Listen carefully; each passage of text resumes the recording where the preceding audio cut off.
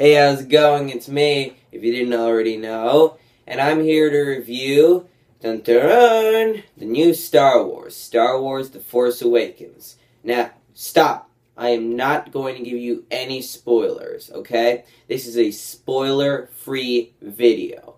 I will do a spoiler one about a week from now, because I want people to be able to watch it first, and by then I doubt that they'll all have anybody hadn't have seen it. But even if they haven't, then I'll just release another review at the same time that's not spoiler filled for a different movie, so that they can have something to watch anyway.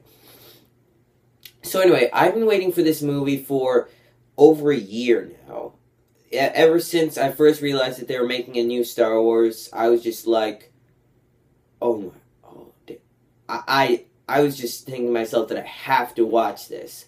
And so, recently, as it just started going to cinemas, I actually wanted to see it in its midnight release, but I wasn't able to. So instead, I had to push it back a bit. And seeing the trailers, I didn't know anything about this movie, which is what I'd say a lot of people are like. Nobody knew anything about this movie. I didn't know anything about this movie like 3 minutes before it started, or 2, or 1, or whatever. I didn't know it until it started, and even then I had to wait till the plot moved along until I realized what it was about. I'm not going to tell you that, okay? That would be spoiler. So I'm not going to tell you what the movie's about. Instead, I'll tell you what I liked about this movie. I'm just going to come out and say it straight away. This is the best Star Wars movie since The Empire Strikes Back. It completely washes out the Star Wars prequels, or as I like to call them, the Star Wars trilogy. You know, Star Wars. It's totally fitting. So yeah, this takes place after the Star Wars trilogy, which was awesome, and it's a great way to take off. So basically, what's really great about this movie is, well, for one, the action sequences are great. I mean, J.J. Abrams, he did Star Trek before, Star Trek Into Darkness, Super 8, Mission Impossible 3, all of which had some great action and effects in them, and this movie is no different. And there are a lot of practical effects in this movie, which I thought was brilliant. They needed practical effects of Star Wars because the prequels, I mean, you know, the Star Wars trilogy, completely washed out all of the magic by giving nearly everything CGI. And it just made it so repetitive and stupid and unbelievable. But here, most of it is in practical. About over 90% of the movie is practical. Just like an earlier movie this year, Mad Max Fury Road, which I will review soon. Watch out for that. And so, yeah, this movie is mostly practical, and I love that, because that's the way Star Wars should be. That's the way the originals were before those stupid special editions came out. That's the way they should always be, practical. Now, yes, there is CGI in this movie, and it's fine. There's nothing bad about this CGI, because unlike the Star Wars trilogy, this CGI is good, because there are like 2 characters in this movie who are CGI, and they're well animated, because those in the Boars trilogy, those were not. Like Jar Jar Binks, he didn't look anything like he was real or anything.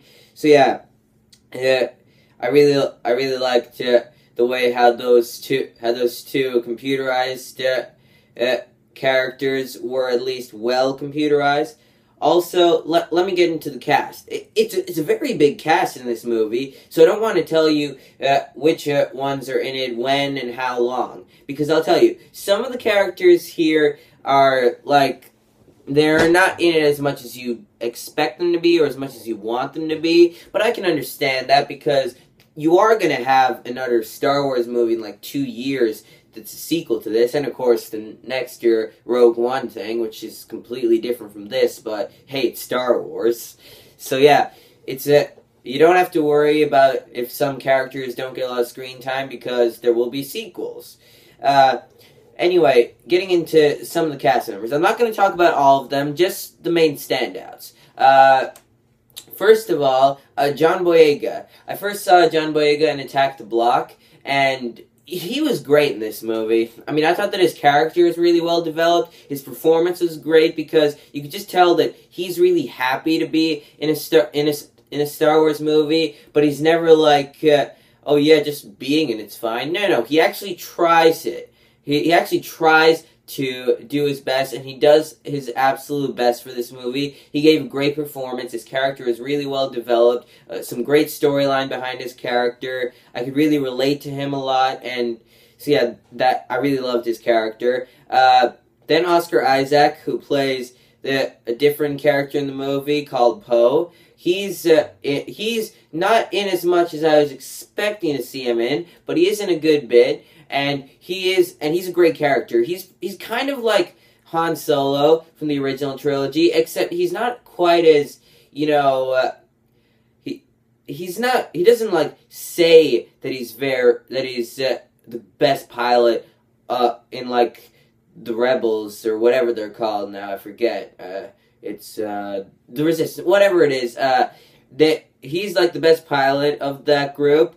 And he never says he is. He just knows it. He doesn't, like, brag about it. Like, Han Solo did that a lot, and sure, he was awesome, but you gotta admit, he did brag about that. He doesn't. He just knows it, and he goes along with it. And I really liked his character in this movie. Really great character. Also, the droid, forget the name. I'm sorry. I'm terrible with these names of droids because they're always numbers and letters, and I just don't have a great memory for that. I'm sorry.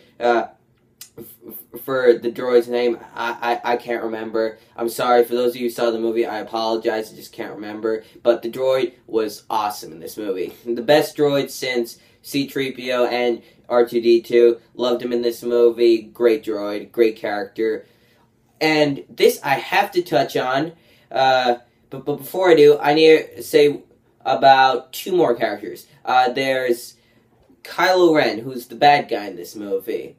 Now, not getting into who he is or what happens or whatever, but I loved his character. He wasn't just some Darth Vader knockoff or whatever. No. He was a very different character. He was relatable. He was understandable. He was treacherous as well.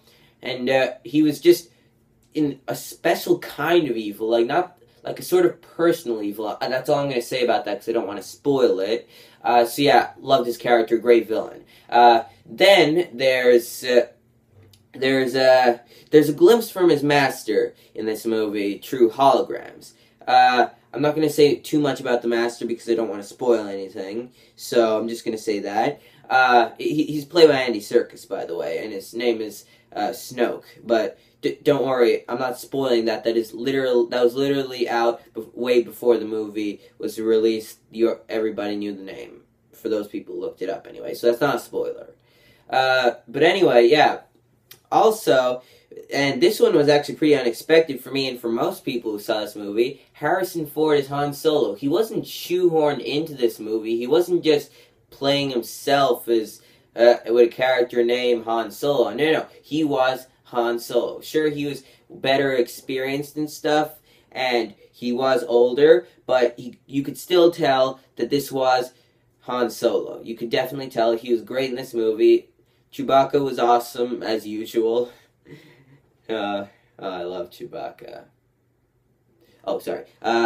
So yeah, pretty much all the characters are great in this movie. Some of them weren't quite as developed as I was hoping. Some of them weren't in that much. Oh, and by the way, the star of this movie, somebody I didn't know about this person until I saw this movie, and that is Daisy Ridley as Rey. She was awesome in this movie. She was well developed. She was well acted, and she just had some really great scenes in this movie. I'm not going to say what kind of scenes they are, because that would be a spoiler. I'm not giving spoilers. No, I'm just going to say that she was the best character in this movie, the best performance, the standout of the movie. Definitely. And if she were to get nominated for an Oscar, I would love that, because she deserves it. The Golden Globes came out before this movie, so of course she couldn't get nominated. I don't know why they did that. I mean, come on. It's like they thought that the new Star Wars was just going to be well received for technical praise. What the hell? Anyway, but going away from all that, yeah, so she was the best character in this movie. And finally, what I'll go with is there's a lot of humor in this movie, and it's not like that sort of Star Wars humor where it's all just really awkward often and not really that funny. No, here it's hilarious. It's the funniest Star Wars since The Empire Strikes Back, possibly even funnier, because there's some really big laugh out loud moments and they never take away from all the tension. So yeah, the humor is great. This movie is one of my favorites of the year. My second favorite after Sicario. It's one of the best movies of the year, the best Star Wars since The Empire Strikes Back. Some people say there are a few flaws to this movie. I can understand that, but I don't care. There are a lot of great movies with flaws. What does this one matter?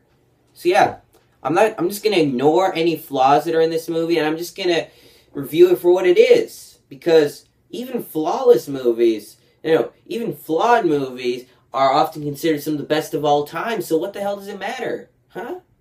No. I'm reviewing this for what it is, and that is a movie, and a movie does not need to be flawless all the time.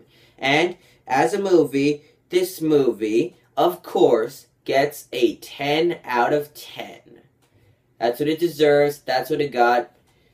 Definitely check this movie out. Do not take a look at any spoilers. Just go into this movie like I did, not knowing anything. Watch it, realize it, and you'll probably love it.